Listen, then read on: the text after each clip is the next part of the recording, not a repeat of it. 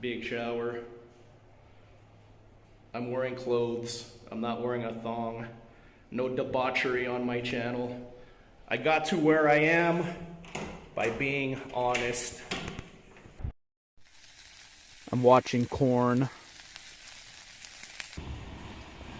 Girls use their butts to get ahead, man. So you are too now, right? Hey.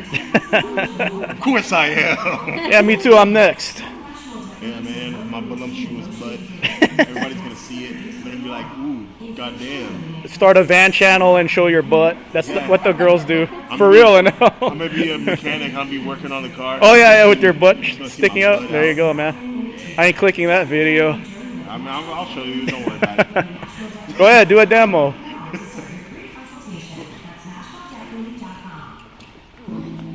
Yeah, that's a topic I'm talking about on my YouTube right now. Debauchery.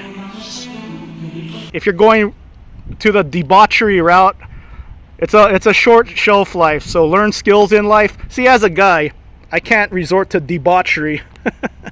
So, you know, the girls resorting to that, they're gonna destroy my channel. They all destroy my channel. But here's the thing, I'm here to stay. I don't have as many subscribers as the thumbnail girls, but I'm here to stay. So the thing with debauchery is looks fade. Knowledge is something you could continue to gain as the years go by, and like I said, as a guy, I can't resort to debauchery. I actually have to continue to learn things, continue to become knowledgeable, and that's what I have done. 12 years on this channel, so it's been really cool seeing the interest for this hobby grow. You know, I have something I could sleep in. Like if I go on a long road trip, it's perfect. That's why I have it lifted for desert runs. It's kind of like a poor man's Sportsmobile van. There you go. One of my reasons for going out today is for my pets.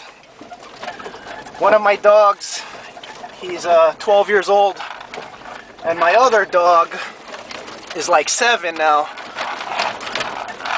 And I never want to live my life thinking that I could have done more for my pets. You know, I always want to live my life feeling like I did my best for them. And you know, they're easy to please, man. Very, very easy to please. You know, just take them out.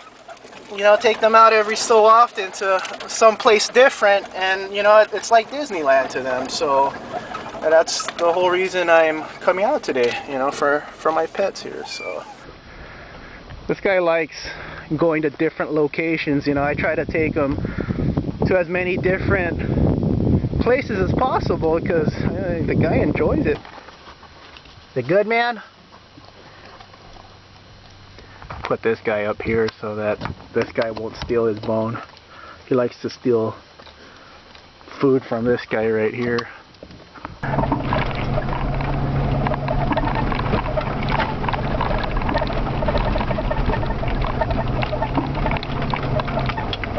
Here's the part I'm worried about.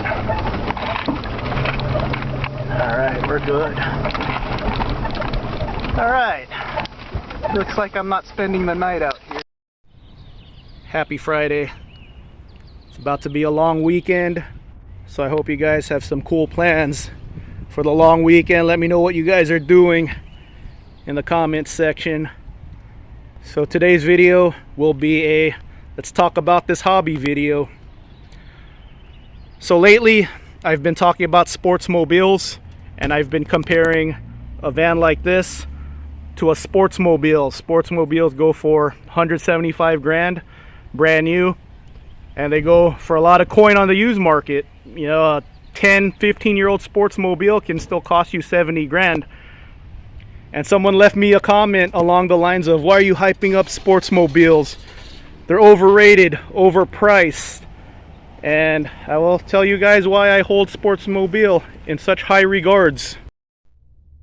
I lifted my first van build about 12 years ago, and I just wanted to lift my van because I saw a Sportsmobile one day, and then I saw a couple of Motor Week Quigley 4x4 reviews, so I wanted my van to look cool too. So Action Van Suspension is what I found when I Google searched 40 Econoline two-wheel drive lift kit. And here's one of the videos I liked 12 years ago. So this is just a Sportsmobile club, and I thought it looked epic, so let's play it real quick. I just thought it looked really cool to see these vans just rolling, so I want a cool van just like this.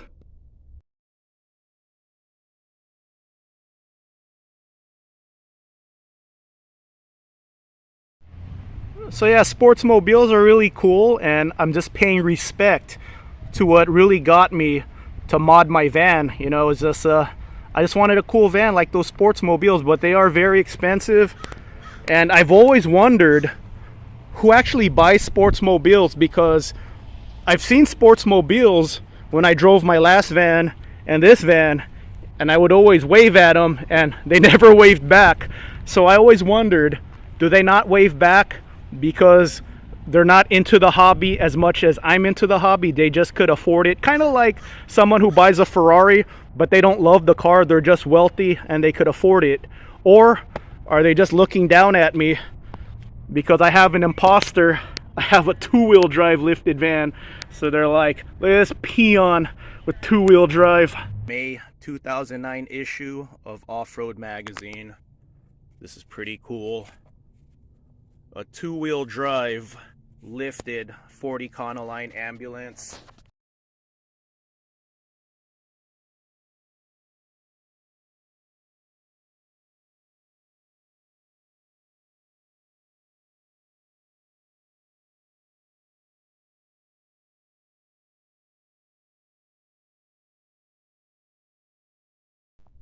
I'm going to answer some comments in real time, and then I'm actually going to respond to them in type form. Looks great. Came out good, amigo. He's talking about the ladder I just installed. Oof, John, time for a roof restore video. That would be a great video. I will show you guys my awful roof again in a second. After watching your videos for a while, I was wondering how much actual lift did you get after the 5-inch lift kit from Weldtech?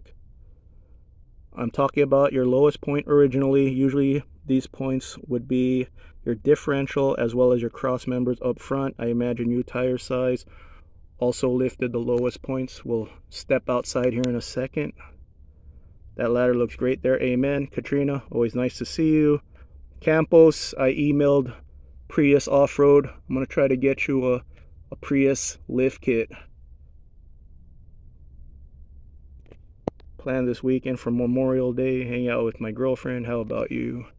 Hang out with Brooke this weekend. Man, if I could get a budget Sportsmobile decal, I would definitely slap 2 on. Merch idea right there. So let me show you, let me talk about merch a little too.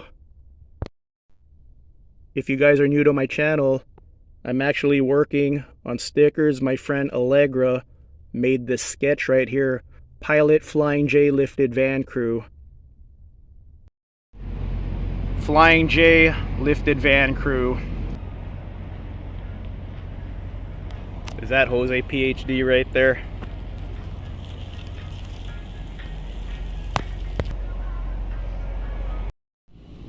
Why Flying J lifted van crew? Well, I sleep at Flying J a lot when I'm on the road. I must have slept at 10 of them already. And then last year, I had a lifted van meet at Hungry Valley. And Hungry Valley is right by a Flying J. So I told everyone the meetup spot is at Flying J. Then at noon, we'll head out to Hungry Valley. So we were ready to hit the trails, and I saw a random lifted van driving towards us. And the guy in the lifted van, he said, "Is this the Flying J lifted van crew?" It was actually Larry from Action Van Suspension. He was watching my videos and decided to show up unannounced. So that's how I became friends with Larry from Action Van Suspension. He just likes what we're doing with all these lifted van meets.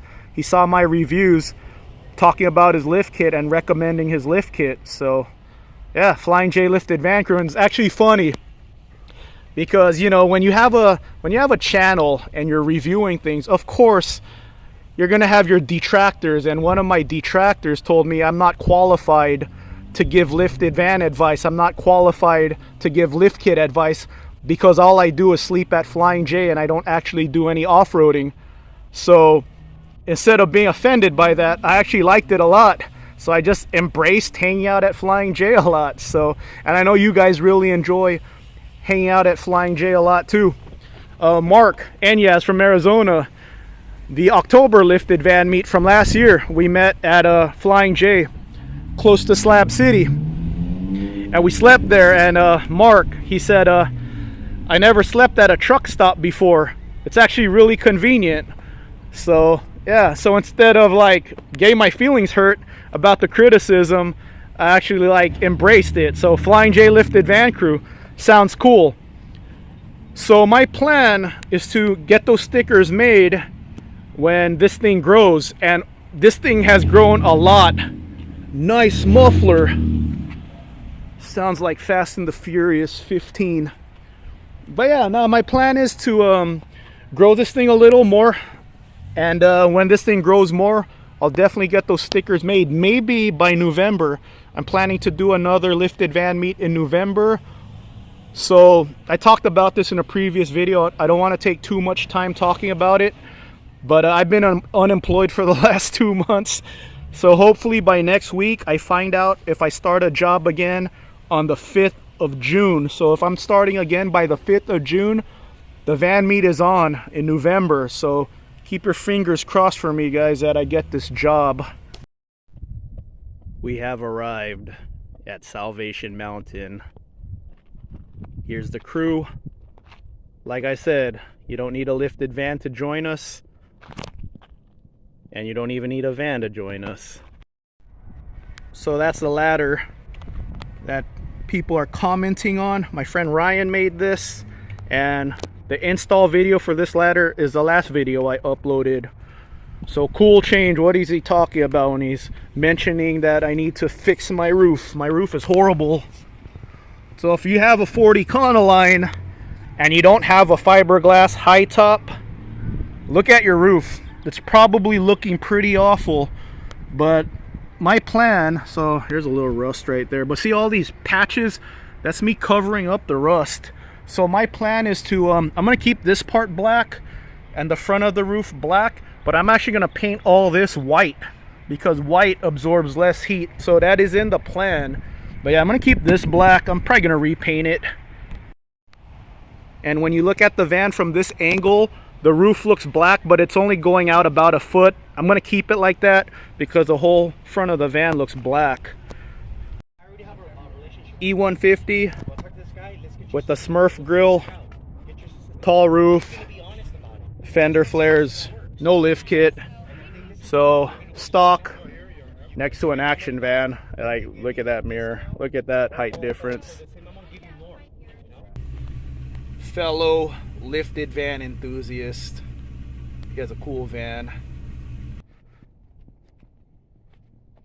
We both have wide body fenders. He's running the action van. I have a Weltec. There's the mirrors. What's the eye test telling you guys? Which one's sitting taller?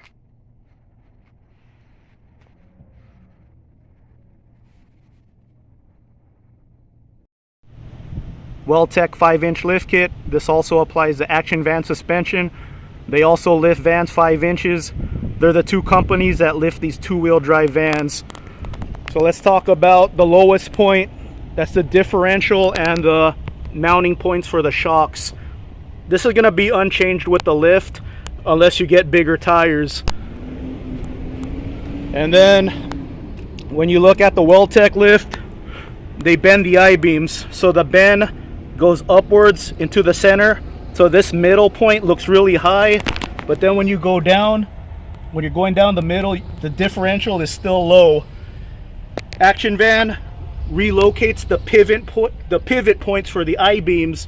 So they use the stock orientation for the I-beam, so it comes straight across, but straight across it's a little higher than the diff.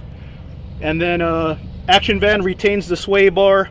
So action van, when you look at an action van, it's just solid across. But this is where your big difference is for both lift kits. So my bumper, a lot of people, they pull this plastic trim off. The tabs are still pretty stout on this bumper, so I just buzz this off with the jigsaw. I just cut this off with the jigsaw. So this actually comes down about here, about 2-3 inches. So with the lift kit, when you look at the approach angle now, that's a great approach angle. Not many vehicles with a better approach angle than a lifted van. Hummers, Jeep Wranglers, maybe the new Bronco, but not too many. That's a really stumpy front end right there. So that's where the lift kit is really nice, because your radiator is way up there now. So before, your radiator was hanging way low. Now it's way up there with the lift kit. So you're gonna bump into this stuff before you even touch the radiator. This is way off the ground. This is what a standard length 40 Econoline looks like. So when you look at a standard length 40 Econoline, great approach angle, breakover angle is greatly improved, and departure is nice. But here's the thing, I drive an extended Econoline, and Ford did not make the wheelbase longer. They just tacked on 18 inches to the back. So my departure angle is pretty horrible. So every bit of that lift kit is what is needed. It's nice. So I'm actually planning to do an add-a-leaf to jack the back up just a tiny bit more, because if you look at these two-wheel drive lifted vans, a lot of the times, so it's hard to tell because I have some wide body fenders that raise the wheel gap 2 inches. So the newest you could buy one of these vans is 10 years old. Some are as old as 1992. So those rear springs, they're wearing out, and that's why a lot of the lifted vans you see ride a lot taller up front, because the back springs are worn out. So I want to do an add-a-leaf.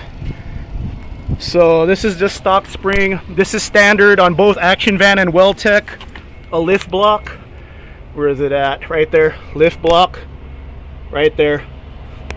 But I want to do an add-a-leaf because the back is definitely sagging about 2 inches more than the front when I measured it out when I first got this van lifted.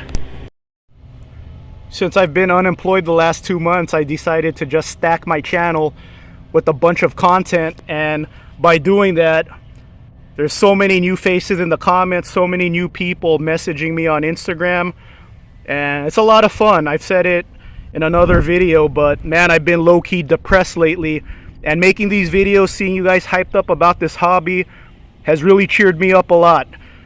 So yeah, no uploads for the next couple of days. I'm gonna hang out with Brooke, and hopefully I get a new job by June 5th.